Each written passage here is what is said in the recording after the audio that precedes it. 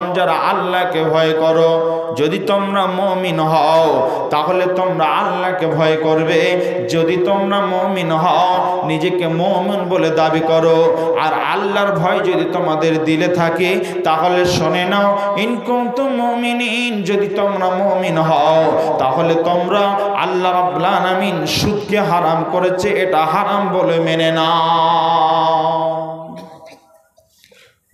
আপনাদের এলাকায় কিছু মানুষ সুদ খায়, সুদের কারবার আছে। মুসলমানরা করে। আহা হা হা। তাহলে আপনারা বললেন সবার জন্য হারাম, আর আল্লাহ বলছেন যে মানুষটা আল্লাহকে ভয় করে, মুমিন, নিজেকে দাবি করে আমি মুমিন, ওই লোকটার জন্য সুদ হারাম। তাহলে যারা এই কারবার করছে এরা কিন্তু মুমিনের আওতায় পড়ছেন, এরা মুমিন নয়, যার জন্য কাজ চালিয়ে যাচ্ছে 180 মাইল বেগে চালিয়ে যাচ্ছে। জি ভাই, আপনাদের এলাকাতে মেয়েরা সুদ খায়, সুদের কারবার করে? হ্যাঁ, আহা, আছে আছে। আমাদের এলাকাতে কিছু মেয়ে আছে, ওরা আপনাদের এই কি বলে, এই 40 কেজিতে 1 মণ নাকি, 50 কেজি 1 মণ, আমাদের দিকে 40 কিলোতে 1 মণ, যাই হোক, তা 50 কিলোতে 1 মণ।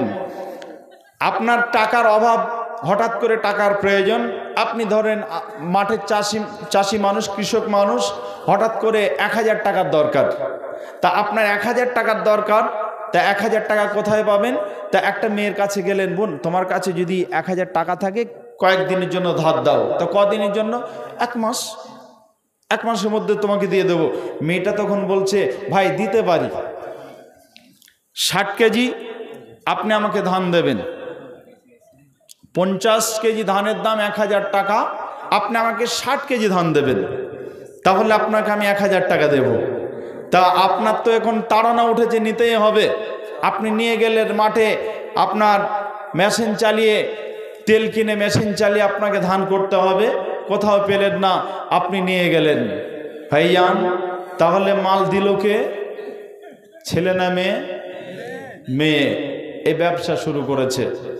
আপনার হঠাৎ করে ডাক্তারের কাছে যেতে হবে, তা আপনি এক প্রতিবেশী বোনের কাছে গেলেন, আপনার ভাবি সম্পর্ক হয় অথবা চাচি হয়, গেলেন, চাচি আমি হঠাৎ করে ডাক্তারের কাছে যেতে হবে, তোমার বৌমাকে নিয়ে এক কাজ করো, তুমি যদি টাকা থাকে 500 বা 1000 টাকা, 1000 টাকা আমার দরকার, যদি থাকে তাহলে দাও। বেটা কবে দেবে? 15 দিন পর দিয়ে দেবো। তো ঠিক আছে নিয়ে যাও, কিন্তু একটা শর্ত আছে। বাপ, কি শর্ত? 1000 টাকা নিয়ে যাও, 1050 টাকা তুমি আমাকে ফেরত দেবে। এই 50 টাকাটা সুদ হলো কি হলো না? এই কারবার আমার নদিয়াতে চলছে, মেয়েরা এই কারবার করছে। তাহলে ওই মেয়েগুলো তাদের জন্য মনে হয় হালাল। তারপরে গ্রুপ লোন আছে আপনাদের এলাকায়, কয়েকদিন আগে গ্রুপ লোনের কথা বলেছি। আর এই আপনাদের মালদাতে বৈষ্ণবনগর থানা, আপনার ওই এলাকাতে শিবপুর বলে একটা জায়গা আছে, পার দেওয়ানাপুর জায়গার নাম, তো ওখানে আমি আলোচনা করছি, বিরাট মাহফিল তাবলিগি জালসা, কয়েক হাজার লোক হয়। তো ওই জালসাতে প্যান্ডেল করেছে, এর মনে হয় 4 ডবল হবে কি তারও বেশি হবে, প্যান্ডেলের জায়গা হচ্ছে না। হঠাৎ করে একটা মানুষ, আমি যখন নেমেছি তখন ও মিডিল থেকে উঠে চলে গেল, দেখলাম পিছনে। তা আমি যখন স্টেজ থেকে নেমে যাচ্ছি, পিছনে গিয়েছি, মাওলানা আপনার সাথে একটা কথা ছিল। কি কথা? আপনার সব ভালো লাগলো, ওয়াজ খুব ভালো করলেন, কিন্তু একটা জিনিস আপনার সাথে আমি আপোষ করতে পারছি না, আপনি একটা কথা আমার নজরে ভুল লেগেছে। আমি বললাম হতে পারে, কথাটা কি বলেন শুনি, তাহলে আমি পরিবর্তন হয়ে যাব, আর বলবো না। তো বলছে আপনি বললেন সুদ খাওয়া হারাম, এটা কিভাবে বললেন আপনি? আমার বাপ শিখিয়েছিল, আমার বাপের কথা বললাম আমি। কোথায় ছিলেন আপনি? আমি কোরআনের আয়াত বললাম, আপনি শুনতে পাননি? তো বলছে কোরআনে তো আছে সুদ খাওয়া হারাম, কিন্তু মেয়েদের কথা বললেন যে আপনি, মেয়েরা কি সুদ খায়? তা আপনারা বলেন এগুলো সুদ হবে না? 1000 টাকায় 50 টাকা বেশি নিল, এটা কি সুদ হবে না? 50 কেজি ধানের দাম আপনি ধরেন নিলেন 1000 টাকা, আপনার সাথে যে 10 কেজি বেশি নিচ্ছে, এটা সুদ হবে না? ব্যবসা হলো তো, এ তো সুদ, পাকা সুদ রে ভাই। এগুলো করছে, তারপরও আবার বলছে আমি বুঝতে পারছি না, একে কি দিয়ে বোঝাতে হয় বলেন তো? এরকম কিছু মাল আছে, মানে ওই লোকটার স্ত্রী কারবার করে।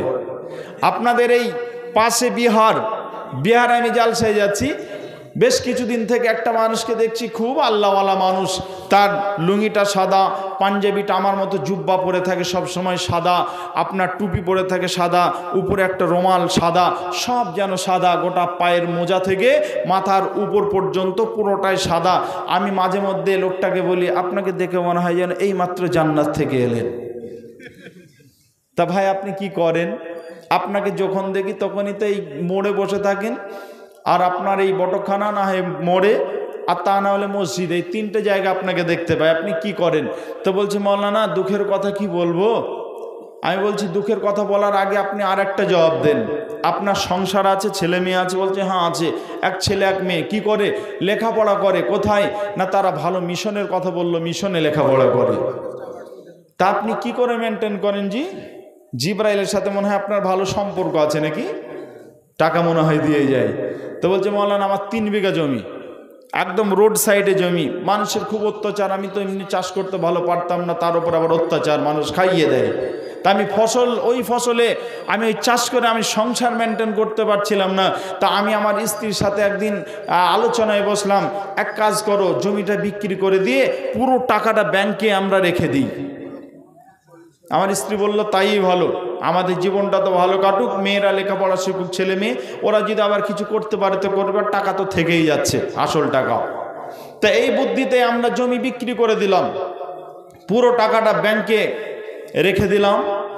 আসল টাকার উপরে কিছু টাকা ছা তৈরি হয়, কিছু টাকা বাড়তি দেয়। তা ওই বাড়তি টাকাটা নিয়ে আমরা সংসার খুব সুন্দরভাবে চালাই, আমার ছেলে মেয়ের খরচা দিই, সংসার চালিয়ে খুব সুন্দরভাবে এলাকার মানুষ যেটা খেতে পারেন না সেটা আমরা খাই। তারপরেও আবার কিছু টাকা বাড়তি থাকে, ওটাকে আবার ফের ব্যাংকেই জমা করে দিই। আমি বললাম, এ তো পাকা সুদ। তা বলছে, পাকা সুদ এটা আমিও জানি মৌলানা, এই জন্য টাকা আমার নামে নয়, টাকাটা আমার বইয়ের নামে। আপনার বইয়ের নামে? তা আপনি যে স্বামী, বোটা তো আপনার না অন্য কারোর? তো বলছে, বোটা আমার ঠিক, কিন্তু টাকা তো আমার নামে রাখিনি, টাকা তুলতেও যায়নি। বাড়িতে যেমন একটা মানুষ কাজের লোক লাগে, আমি কাজের লোক হিসাবে আমাকে টাকা দেয় আমার স্ত্রী, আর ওই টাকা নিয়ে বাজার হাট করে দিই, আর আমাকে রান্না করে খাওয়ায়। শুধু লাভ আমার এতটুকুই, আমি রান্না করে দেয় আর আমি বাজার করে দিই, কাজ করে দিই বলে আমাকে খাইয়ে দেয়, শুধু এইটুকুই। আমি বললাম, এটাতেও তো আপনি ফেঁসে গেছেন, এখানেও তো সুদের সঙ্গে আপনি যুক্ত হয়ে গেছেন, যেহেতু স্ত্রীটা আপনার। বলছে, মৌলানা আমার নামে তো টাকা নেই, আর ওর নামে টাকা, আমার স্ত্রীর নামে টাকা। আর আমি যে এত তাসবিহ তাহলিল করছি, 5 ওয়াক্ত নামাজের পরেও যে আমি তাহাজ্জুদ আদায় করি, তারপরে সব সময় কোরআন তেলাওয়াত করছি, সুবহানাল্লাহ সুবহানাল্লাহ আস্তাগফিরুল্লাহ, এত তাসবিহ তাহলিল করছে, আপনিও দেখছেন। এই যে আমার তাসবিহ তাহলিল, এত ইবাদত, আর এদিকে আমার মাইনাস, এদিকে আমার প্লাস, নেকি করছে এগুলো প্লাস, আর এদিকে সুদ খাচ্ছি মাইনাস। এই মাইনাস প্লাস এই হিসাব করতে করতে লাভের মিডিল দিয়ে সুদ করে যান না। মাল কত রকম আছে রে ভাই, তা কত রকম, কত বাহারের মানুষ দেখতে পাওয়া যাচ্ছে। তা আপনাদের হয়তো এখানেও কিছু বলবে, মৌলানা সব ঠিক বললেন, কিন্তু এইখানে গিয়ে গোলমাল।